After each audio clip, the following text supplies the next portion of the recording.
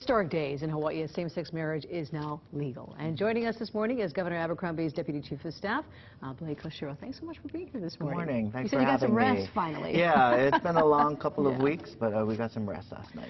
Well, you know, you have really been instrumental in advancing same-sex equality for years now.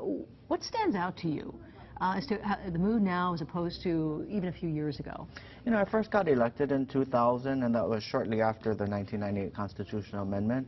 And there really was a strong resistance, and the public was clearly not ready for any kind of equality issue when it came back then. But as you see, times change. We were able to take small steps with hate crimes.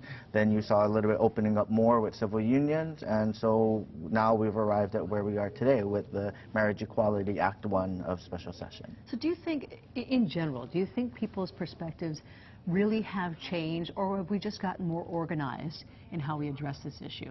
I think it's both, but I do think that as people start seeing their neighbors, people in their classrooms, in their workplace, people that just are next to them in same-sex relationships, they start realizing that it doesn't affect them in terms of how they live their lives.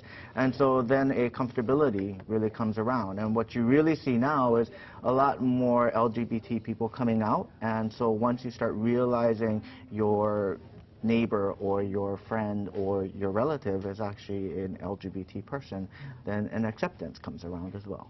So we do have, though, legal challenges abound still, including a hearing that's starting at 8:15 this morning. What are you expecting here? Are you expecting a long legal battle, or do you think this is going to move through fairly quickly?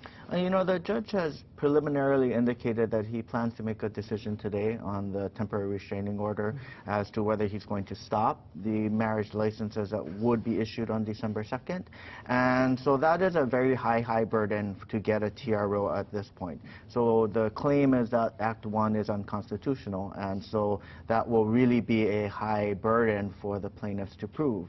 If they're not able to prove that, then at that point, the likelihood of them succeeding in the rest of the lawsuit, getting any sort of injunction, is very limited. And so today's hurdle will be a big indicator for how the rest of the lawsuit would go.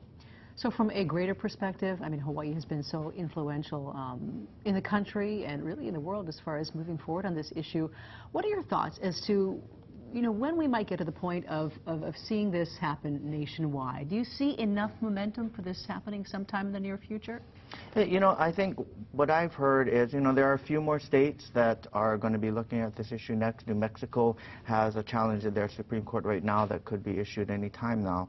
But what you will see next is there's a lot of states that have an outright prohibition on same-sex and same-gender couples. And so those constitutional amendments that are explicitly prohibitions will have to be repealed first, and then you can have states actually enact a same-sex marriage law. And so it's going to be a two-step process.